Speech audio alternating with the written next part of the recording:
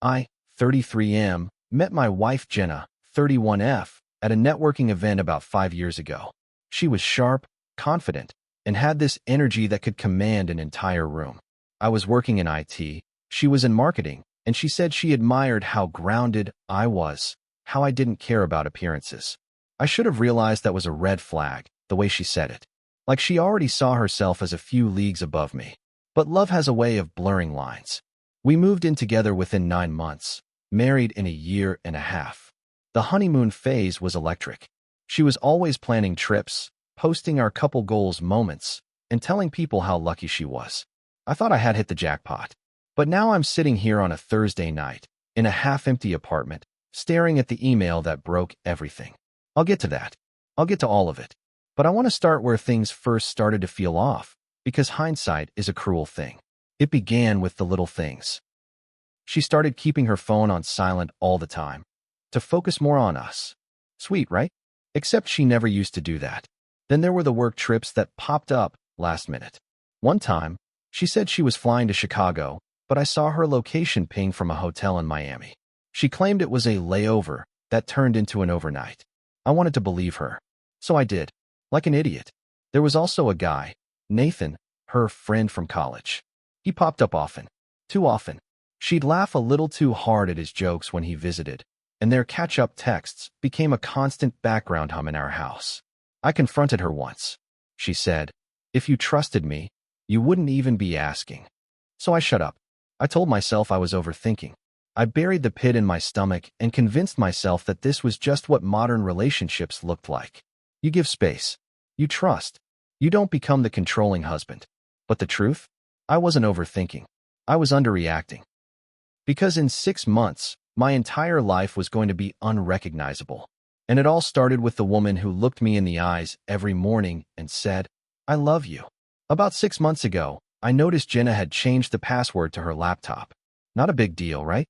People do that for security reasons. But here's the thing. She used to ask me to help her with updates, install apps, troubleshoot random stuff. Suddenly, she started getting defensive. "I've got it, babe. Don't worry about it." The first time she said it, I brushed it off. The third time, I felt it in my gut. Still, I told myself, stop being paranoid. This is your wife. You made vows. You said forever. You don't interrogate someone you trust. But it didn't stop there. She stopped leaving her phone unattended. Like, literally took it into the bathroom when she showered. She even started sleeping with it under her pillow.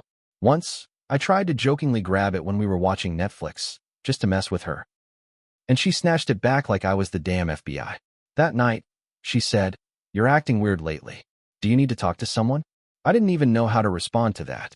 It felt like gaslighting, but it was wrapped in this fake concern. I just mumbled something like, "I'm fine." But I wasn't. I was starting to feel like I was living with a stranger. And then came the credit card charges. I got a notification that our joint card had hit its limit. I barely use it. I've always been this save and budget guy in the relationship, so I logged in to check. $184 at a spa in Manhattan. $340 at some boutique clothing store. A $79 charge at a steakhouse I'd never been to. All while she was supposedly in Cleveland for a conference. I screenshotted it, waited until she got home, and calmly asked her about it. She didn't even flinch. She laughed and said, "Oh, that must have been Rachel." I let her use my card by mistake. She was buying a gift for her mom. Rachel, her work bestie. Always conveniently around when Jenna needed a cover story. I told her to have Rachel Venmo us. She said, "Why are you being so petty? It's just a few charges. I swear you're turning into your father." That hit hard. She knows I have issues with my dad. She weaponized it. That night, I didn't sleep. Not because I had proof she was lying, but because I finally admitted to myself that she could lie to me. That she might already be doing it constantly. And that realization cracked something inside me. I wish that was the end of it. But it was just the beginning. So yeah, I made a mistake. A stupid, weak, insecure mistake. I snooped. One night, around 2 a.m., Jenna was knocked out cold after 2 mini glasses of wine. Her phone was just sitting there on the nightstand, screen glowing from a notification. For once, she hadn't tucked it under her pillow like a damn Horcrux. I stared at it for a full 10 minutes. I even got up and walked to the kitchen, poured a glass of water. Tried to talk myself down. But curiosity isn't just a feeling. It's a parasite once it takes hold. So I walked back, picked it up, and used her fingerprint. She always slept like a rock, and I knew which thumb she used for unlocking. Boom. I'm in. The first thing I opened was iMessage. Mostly normal stuff, coworkers, a few girlfriends. Then I noticed a hidden message thread under a random contact saved as Monique Sunflowered. Weird name. I tapped it. It wasn't Monique. It was Nathan, her friend from college. The one I always felt weird about. My hands started shaking as I scrolled. Messages about how they couldn't keep doing this. How she felt guilty every time she came home to me. How he wished she'd just leave me already. And her response? He's comfortable, not exciting. You're my fire. You're my fire. It's been 6 months, and that line still kicks me in the gut. They had met up in Miami. She had lied to me so smoothly, I almost admired it. Almost. They didn't even bother hiding it in code. There were hotel reservations, selfies, even a meme about married life feeling like jail that she responded to with El Mio too real fired. I didn't wake her up. I didn't scream. I didn't even cry. I just put the phone back, laid down next to her, and stared at the ceiling for the rest of the night. It felt like being trapped in a movie where the twist already hit, but the credits never roll. I was stuck in a loop of betrayal and silence. And yeah, I should have confronted her then. But I wasn't ready. You think you'll know what to do in those moments. You think you'll be strong, bold, righteous. Nah, I felt like a ghost in my own marriage. That morning, she kissed me goodbye and said, "Don't forget to grab milk later. Love you." I just nodded. I didn't even go to work that day. I just drove. For hours. Trying to figure out if this was the moment I burned my entire life to the ground. Spoiler alert, I didn't. Not yet. After a few days of pretending everything was normal, I broke.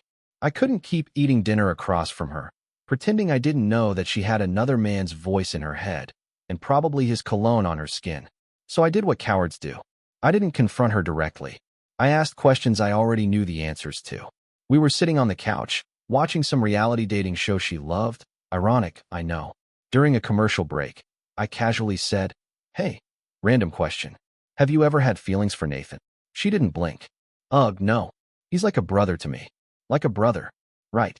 The kind of brother you apparently sleep with in a hotel room while your husband is paying the credit card bill. I pushed a little more. "You two talk a lot. Just wondering if anything ever crossed a line." That's when she looked at me like I'd just accused her of kicking a puppy. What the hell is that supposed to mean? I stayed calm. "I'm just asking. I've seen how close you are." She snapped. Full performance mode. Hands in the air, pacing around the living room like she was rehearsing for an Oscar. Wow. Wow. So now I can't have guy friends without being accused of cheating? What's next? I can't go to work without being on trial too. I tried to stay cool. I asked, then explained the spa, the hotel, the charges you said were Rachel's. She stopped. For a second. Just a flicker. A micro-expression. And then, she cried. Big, dramatic sobs.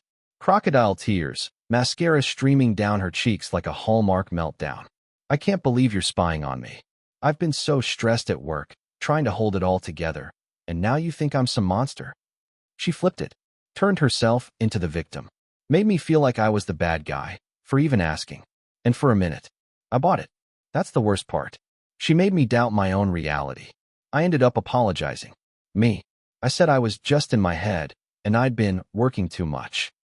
She forgave me like she was the one offering grace. Then she made us pasta. Pasta. Like we hadn't just played emotional Russian roulette in the living room. That night, we had sex. Slow, weird, performative sex. The kind where it felt like she was trying to reset the scoreboard. And I let her.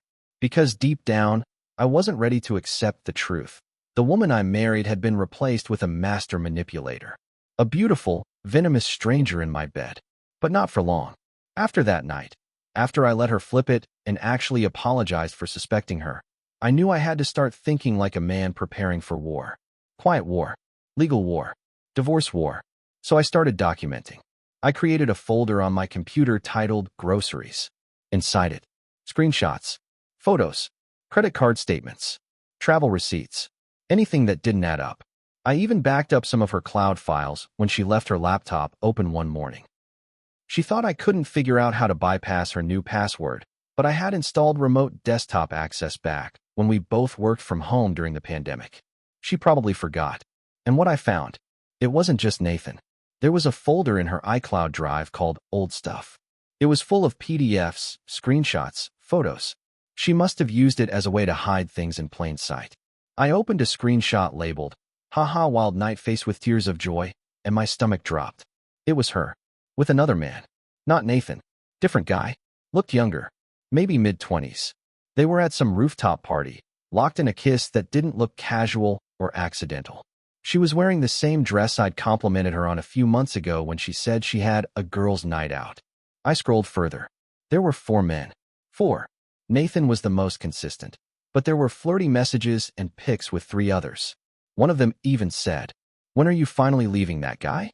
You keep saying you're done." She had a whole side life. Not a fling. Not a mistake. A pattern. She would go to work trips and come back with a tan and stories about boring conferences. Meanwhile, she was screwing other guys and telling them I was just a roommate with paperwork. Roommate. After 5 years. After the vacations I planned, the anniversary gifts I obsessed over, the freaking Spotify playlist I made for her when she was sick. A goddamn roommate. That night, I didn't sleep again. But this time, I wasn't numb. I wasn't in shock. I was planning. I called a lawyer the next day on my lunch break. Told them everything. Asked what I needed to do to cover myself. And then I started building the exit plan. Quietly. Carefully. She didn't suspect a thing. But the universe must have known I needed one more slap in the face before I was fully ready to leave. Because what I discovered next, it wasn't about her lies anymore. It was about mine. So here's where it gets even messier. After talking to the lawyer, I started doing a full financial sweep, checking joint accounts, shared insurance, everything, because apparently betrayal loves to hide in paperwork. That's when I remembered something. My name was never added to the condo.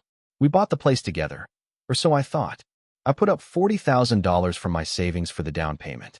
We both moved in, but the deed only had her name on it. She said it was just faster that way with the mortgage paperwork and promised we'd update it next year. That was 3 years ago. I asked the lawyer about it. His words, "Unless there's a written agreement or proof of reimbursement, you might be out $40,000. And then he asked the question that hit like a freight train. "Did she ever ask you to sign a postnup?" I froze. Because yeah, she had. Right after we got married, she brought home this packet one day and said, "Just something my company's legal team suggested. Totally standard. Protects us both." I didn't even read it. I signed it over dinner while watching The Office. Turns out, I basically signed away any rights to shared property if there was infidelity, but here's the catch. Only if I cheated. Let that sink in. She knew. She planned. This wasn't a woman who slipped up. This was a woman who built a whole legal mousetrap, sweet-talked me into walking right into it, and then went and lived her double life. And here's the part one haven't told anyone, not even the lawyer. About 2 years into our marriage, I had a stupid, one-night slip. Drunken mistake. A coworker. It never happened again, and I never told Jenna because I was so ashamed of it. I convinced myself it would ruin us. Yeah, I know how that sounds. I get the irony. But now I wonder, did she know? Is that why she started cheating so openly? Was her entire affair-fueled campaign revenge for something I buried and moved on from? Did she even want to stay married? Or was this some long, sick punishment she got addicted to? The guilt hit me like a wave. I was the victim here. She played me, lied to me. But now I couldn't stop thinking, did I start this? Or did I just give her the excuse she needed to become what she already was? Either way, one thing was now clear. This wasn't just a broken marriage. It was a trap, and I was finally crawling out. I didn't confront her. I didn't cry, didn't rage, didn't even change my tone. Instead, I got calm, quiet, focused, and that scared her more than anything. It's funny, when someone's been controlling the script for so long, the second you stop reacting the way they expect, it scrambles them. I started doing things differently. I stopped texting her sweet little check-ins during the day. Stopped kissing her goodnight. No more dinner surprises. No more Spotify playlists. No more asking about her day. I went cold, but not aggressive. Just absent. Emotionally, I went dark. And she noticed. "Everything okay?" She asked one night while brushing her teeth, looking at me through the mirror like she was trying to read a fogged-up window. I shrugged. Yeah, just tired. But I wasn't tired. I was collecting. I pulled copies of everything. Bank records, screenshots, even the hotel receipts she left in the trash. Guess she forgot I take out the garbage. I sent it all to a secure cloud folder under a fake email. I got a private P.O. box. I opened a new bank account in my name only. I told my HR team I might be moving for family reasons and quietly got pre-approved for a rental across town. Month-to-month lease. No strings. Every day, I was acting normal on the surface, but below that, I was digging escape tunnels. And Jenna? She started unraveling, slowly, but noticeably. The moment that told me everything was when I came home one night, late on purpose, and found her sitting on the couch, staring at her phone, biting her nail. She didn't even greet me with her usual fake warmth. Just asked, "Are you seeing someone?" I laughed. Not out of joy. Out of awe. The projection was unreal. "No," I said. "Are you?" She blinked, mouth opening just a little. Then she said, "Don't play this game with me. I can tell something's changed." That's when it hit me. For the first time in years, she was scared. Not of getting caught. Not of losing love. But of losing control. She had no idea what I knew. No idea where I was emotionally. No idea that I had hired a second lawyer. A litigator. And no idea that this whole house of lies she'd built was one breath away from collapse. I didn't answer her. I just kissed her on the forehead and said, "Good night." She stared at me like I was a stranger. And in that moment, I realized I was not the broken man she thought she owned anymore. I was something else now. I was the storm coming. It happened on a Saturday morning. Jenna woke up unusually early, already dressed, makeup done. Said she was going to brunch with the girls. Except, she hates brunch. Always said it was just an excuse for sad women to pretend mimosas fix loneliness. But sure, brunch. She lingered by the front door longer than normal, keys in hand, like she was waiting for something. I didn't look up from my coffee. She finally said it. "I think we need to talk." I gave her a casual, "About what?" She paused, calculating. "About us. I feel like we're growing apart." "Oh, now we're growing apart? After screwing your fire and his 3 backup dancers?" I kept my tone calm. "Okay, let's talk later." That clearly threw her off. She wanted me to react. Fight. Cry. Beg. But I just sipped my coffee. She left without another word. I watched from the window as her car pulled away, and then I grabbed my bag from the coat closet. Because while she was off pretending to brunch, I was meeting my lawyer. We filed. I had already submitted the paperwork the day before. Everything was ready. She'd be served at her office by Monday. And no, not because I wanted to humiliate her, but because I knew she'd try to spin this to everyone we knew if I didn't control the timing. The attorney had already drafted the supporting documents: infidelity, financial misconduct, emotional manipulation. I had receipts, timelines, and even a letter I'd written, sealed, and ready to be delivered, just in case she tried to twist the story. By noon, everything was out of my hands. And I felt light. Scared, yeah, but also clear. Like I'd finally crawled out of a swamp I didn't know I was drowning in. When I got home, she was already back. This time, she was in full performance mode. Eyes red, hoodie on, fake vulnerability dialed to 11. "Can we talk now?" I nodded. Sat down across from her. Let her say it. And she did.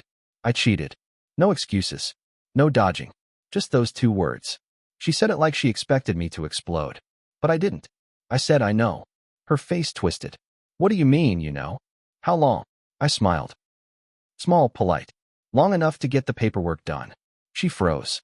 I stood up, walked past her, and gently placed a sealed envelope on the kitchen counter. "You'll be served Monday. You can keep the condo. I've already moved my money. There's a rental across town with my name on it." She looked like she'd been slapped with cold water. Then came the tantrum. "You're not even going to fight for us?" Just walking away. And here's what I told her. Words I never thought I'd say. "You weren't my wife. You were just playing her." She screamed. Called me weak. Called me unfaithful. Yeah, she somehow knew. I'll get to that. But I was done listening. I walked upstairs, closed the door, and for the first time in months, I slept. And Jenna? Well, Monday was coming. The Monday she got served, she didn't come home. She didn't even text. Just silence. Then Tuesday morning, I got a message from our mutual friend Dave. "Hey man, I just saw Jenna's post, call me." I checked her Instagram. It was public again. The caption said, "Sometimes you do everything to save someone, but they were never who you thought. I loved him. He lied, cheated, and abandoned me. I'll heal.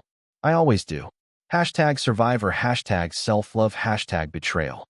There was a picture of her staring off into the distance with a coffee mug. Classic sad girl aesthetic.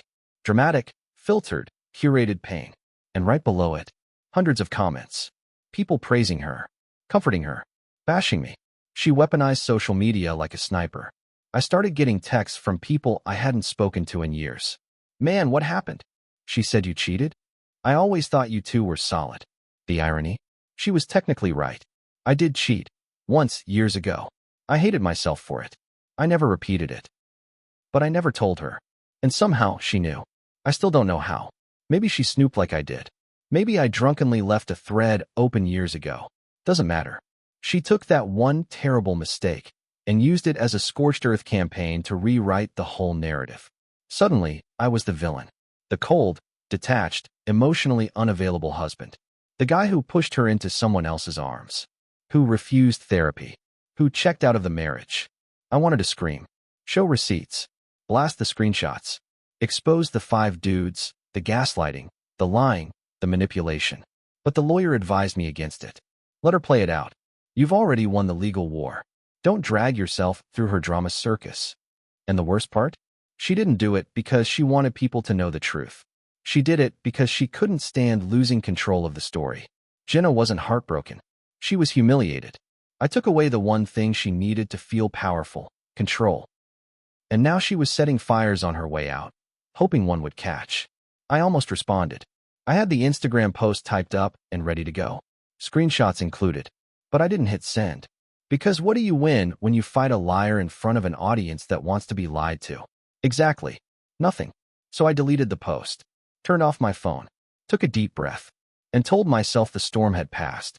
But it hadn't. Because 3 weeks later, I got a letter in the mail. From a lawyer. Jenna was suing me. The envelope was thick. Legal paper. Certified mail. My name in bold at the top. I thought, maybe it's just some leftover paperwork from the divorce. Nope. Inside was a formal civil suit. Jenna was suing me for emotional distress, defamation, and invasion of privacy. Let me break that down for you. Emotional distress. She claimed that I'd been psychologically abusive for years. That my mood swings and emotional neglect had damaged her mental health. Defamation. She said I was spreading lies to mutual friends and colleagues about her imagined affairs. Invasion of privacy. She accused me of hacking into her phone and laptop and said I had illegally obtained private messages. I laughed out loud when I read it. Not because it was funny, because it was insane. But also, clever. See, Jenna had spent years building a narrative. She'd journaled things I said out of context. Had emails where she goaded me into arguing and then screenshot my replies. She'd even sent herself fake anonymous emails that she later claimed were threats connected to me. It wasn't just manipulation. It was premeditated character assassination. I called my lawyer immediately. He wasn't surprised. This happens more than you'd think when the narcissist loses control, he said. His advice? Stay calm. Don't engage. We'd file a counterclaim and motion to dismiss. The burden of proof was on her, and she didn't have enough to win. Just enough to bleed me out emotionally and financially. But the thing that crushed me? She wasn't even trying to come back anymore. She didn't want the marriage. She didn't want peace. She just wanted to ruin me on the way out.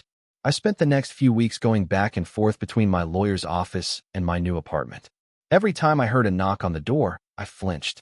Every text from a mutual friend made my stomach drop. She poisoned the well so thoroughly that even my own sister called to ask, "Is any of what she's saying true?" I was exhausted. I hadn't slept more than 4 hours in weeks. I stopped working out. I lost 12 pounds. Started looking at myself in the mirror like I was aging in dog years. And that's when I realized, Jenna may have lost the legal war. But if I kept letting her rent space in my head, she'd still win. I had one last thing I hadn't done yet. One thing I'd been holding back. And it was time. It was time to finally tell the truth. All of it. After weeks of silence, I decided it was time. No more hiding. No more pretending everything was okay. I wrote a long post. Honest, raw, unfiltered. About everything. About the lies. The cheating. The manipulation. The emotional abuse I endured. The years I spent doubting myself because she twisted the truth. I posted it on a private Facebook group for close friends and family first. The reactions shocked me. People I thought were neutral suddenly sent messages like, "Thank you for sharing. We always suspected something was off. I'm sorry you went through this alone. I believe you." That was when I realized the narrative Jenna built was just a facade. Behind closed doors, many saw the cracks. Slowly, the truth spread. More friends came forward with their own stories, how Jenna had lied about them, played them, or betrayed their trust. The tide was turning. Even my own sister, who had been hesitant, admitted she'd been misled. It felt like I'd reclaimed my story. But it wasn't easy. Every message of support came with a sting, reminders of the betrayal, the lost years, and the damage done. Still, I kept sharing. And through that process, something unexpected happened. I started healing. Not because I got validation, but because I took back control. I wasn't just the victim anymore. I was a survivor. I made peace with my mistakes, forgave myself for what I did wrong, and stopped apologizing for what wasn't my fault. I started seeing a therapist to untangle the mess inside my head. I focused on rebuilding my life on my terms. And you know what? It felt good. After the dust settled and I had shared my truth, the real challenge began, rebuilding my life. It's funny. People always think the breakup or betrayal is the hardest part. But for me, it was what came after. Every relationship since then has been shadowed by Jenna's lies. Every time someone asked, "Why did you split?" I had to decide, do I tell the messy truth or just keep it vague? And trusting again, that was a nightmare. I caught myself overthinking every text, every look, every word. Was this a red flag? Was this just me being paranoid? But I realized something important. Trust isn't given. It's earned. And self-trust is the foundation. I started setting boundaries, saying no, protecting my emotional space like a fortress. I also surrounded myself with people who proved they cared. Real friends who didn't judge or gaslight me. Most importantly, I stopped blaming myself for what happened. Jenna's choices were her own. Her lies were her own. I had my flaws, sure, but I wasn't the villain in this story. Rebuilding isn't linear. Some days I'm strong, others I'm not. But each step forward feels like a victory. And honestly, after 6 months, I'm proud of where I am. If you told me 6 months ago I'd be where I am now, I wouldn't have believed you. This experience broke me, and then rebuilt me in ways I never expected. Here's what I learned. Trust your gut. If something feels off, don't ignore it. Early signs matter. Don't stay in denial. It's easier to believe the lie than the truth sometimes. But facing reality is the first step to freedom. You can forgive without forgetting. I forgave myself for my mistakes, but I never forgot what Jenna did. That keeps me wiser. Control your story. Don't let someone else write your narrative. Speak your truth, even if it's hard. Surround yourself with real people. Fake friends and enablers make healing impossible. Therapy isn't weakness. It's the most powerful tool I found to rebuild my mental health. Moving on is a process, not a switch. Some days are better, some worse. That's normal. Most of all, I learned that you are the author of your life. No one else. About 5 months after everything blew up, I had my first real moment of peace. I was sitting at a coffee shop, scrolling through my phone, when a notification popped up. It was from someone I barely knew in college, a woman named Claire. We'd never really talked much, but she'd seen some of my posts and reached out. Her message was simple. "Hey, I just wanted to say you're stronger than you know. If you ever want to talk or just hang out, I'm here." It felt different. No judgment. No hidden agenda. Just kindness. We started chatting. Slowly, casual texts turned into phone calls. Phone calls turned into coffee dates. For the first time in a long time, I didn't feel like I was defending myself or walking on eggshells. I felt seen. It reminded me that trust can grow again, with time and the right person. It wasn't about replacing what I lost. It was about building something new. And that, honestly, felt like a fresh start. If you're reading this and you're in the middle of something like I was, I want you to know this. It hurts. It feels like your world is crashing down and nobody will believe you. But here's the truth. You will get through it. Not because it's easy, but because you're stronger than the pain. Don't let anyone else define your worth or rewrite your story. Be honest, with yourself first, then with others. Don't rush your healing. Take your time. Set boundaries, seek help, and surround yourself with people who actually care. And forgive yourself for any mistakes. We all have them. They don't make you less worthy. Most importantly, Trust that life can surprise you. With kindness, with second chances, and with hope. Jenna tried to break me. She almost did. But I'm still here. I'm still growing. And I'm finally free. Thanks for reading my story. I hope it helps someone out there feel less alone.